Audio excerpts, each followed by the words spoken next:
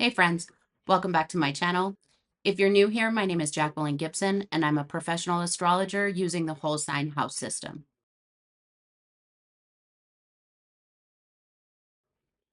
Today, we're looking at the astrology from October 20th through October 31st. If you have Gemini rising, the conjunction between Mercury and Mars will be happening in your sixth house on October 20th. This dynamic encourages you to speak assertively, especially where your health routines and your work environment are concerned. This will likely lead to some motivation to make things more efficient in your workplace or to make your daily routine more efficient for you. There is a potential with this transit to experience conflict with your colleagues, as well as conflicts just as you go about your daily routine. So you just want to be aware of that and be sure to think before you speak. The assertiveness is good, and you definitely should put yourself out there, especially in these areas, but always be mindful of like bulldozing people, mostly because that usually comes back on us. So engaging in constructive dialogue with the people in your workplace or, using this opportunity to sort of lead in terms of getting things done is a really good way to use this time. On October 21st, the new moon in Libra is happening in your fifth house, which indicates new beginnings having to do with creative projects or something that you're creative with or creative about, as well as your children or potential for new romance or new beginnings within your romantic life. Using this time to start something new in any of these areas, or even more than one, is likely to be beneficial for you, especially because Venus is also co-present in your fifth house. And the new moon, as well as Venus, make a positive aspect with your ascendant because your ascendant is also in air sign. So you're just likely to be feeling really good on these days and also likely very attractive. So enjoy it. As the sun moves into Scorpio in your sixth house on October 22nd, and Neptune moves back into Pisces, you're likely to feel some confusion or some disillusionment around your career and your daily routine.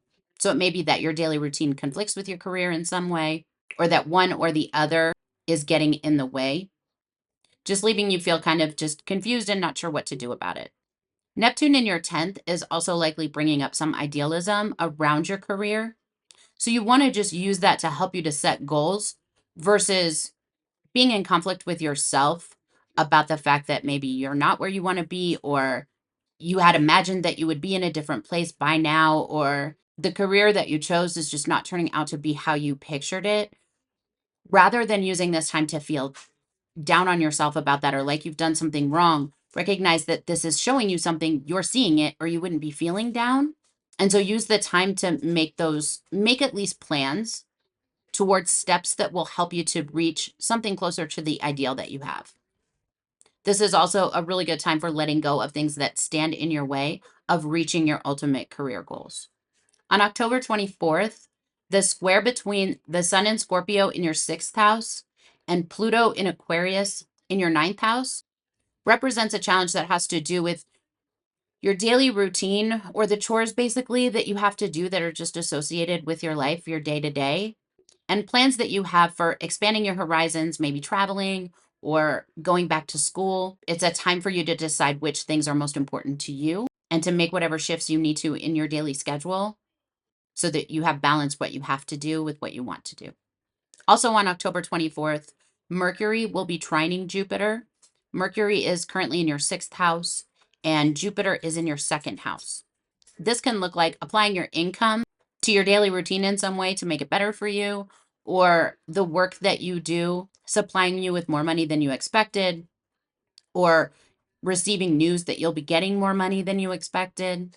But this is like usually offering some kind of growth having to do with your finances or your personal wealth, which can also include like the things that you spend your money on. So this could be things that you've ordered that show up that really like brighten your day or just make you feel more positive in some way. This is also just a good time to discuss your overall job satisfaction with someone, and that might be someone in your work or at your work. This could have to do with like changing roles, not even necessarily about advancement, but maybe doing something to change to a different role that just brings you more satisfaction or allows you to have more downtime to do other things with your time that maybe have been neglected up until now. On October 25th, Mercury will be forming a trine with Saturn. So that completes a grand trine between Mercury, Jupiter, and Saturn, all trining each other, all from water signs, all from Scorpio, Cancer, and Pisces. So for you, this will involve your second, your sixth, and your 10th houses. These three houses tend to aspect each other pretty easily, given that we're talking about the income that you receive in your second, the job that you do or your daily routine in your sixth, and then your career aspirations, your career goals, and your public reputation in your 10th. And so all of those things are generally connected, hence the trine. So these things are not things in our life that are usually in conflict with one another, but having this additional planetary aspect indicates a time when you can talk about these things and making these things a little bit more successful or enjoyable or productive for you. Also, it could be a time to make these things more financially suitable for you. So you just want to be aware of that and use that time wisely. From October 27th to 28th, Mars will form a trine with Jupiter and Saturn. And this indicates for you more energy towards the things that have been going on for the last couple of days. So you'll start out with like a plan for these things or conversations for how to make your job more financially appropriate for you or more financially beneficial for you. In the days that follow, you'll find that you have the energy if that's required or the courage to approach whoever you need to get those changes done. So if this is something that involves coworkers or your boss or approaching people in some kind of authority over these areas of your life, you will feel brave enough to do that in the following days. So if you're not feeling it yet, just go ahead and make the plan. And then when you're feeling up to it, you'll know. And that'll be the time that'll be like your indicator that it's time I'm ready to discuss this with someone and make this happen. On October 28th and 29th, Mercury will be moving into Sagittarius and immediately forming an opposition with Uranus in Gemini. So that looks like sudden disruptive changes that have to do with the way you think or have to do with plans that you've been making or things you've been talking about. Mercury in Sagittarius is in your seventh house and Uranus is in your first house. So it's likely that this looks like you are the upset, the disruption, perhaps with those plans that you've been making. And this is the communication that you're having. So this might come as a surprise to someone else in some type of one-on-one partnership, but that doesn't mean that it's not the right thing for you to do.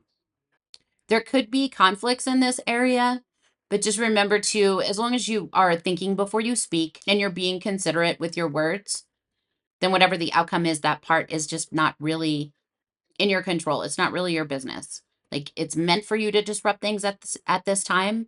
And if there's people in your life who can't really handle that, you can give them space and time to, come around if that's what you choose. But having Uranus transiting your first house, it's unlikely that you're going to be able to just, oh, I'm just going to not change. Like that's not a thing. That's probably not going to happen. So you can be, if you choose to be, you can be considerate in how you express what you want changed or the changes that you're making or the dynamic that you're bringing. But that's as much as you can do as far as how those changes are affecting others. Also, if you're in a one-to-one partnership or anyone who you consider like your person, this is likely involving them. So that's just something to be aware of or be mindful of.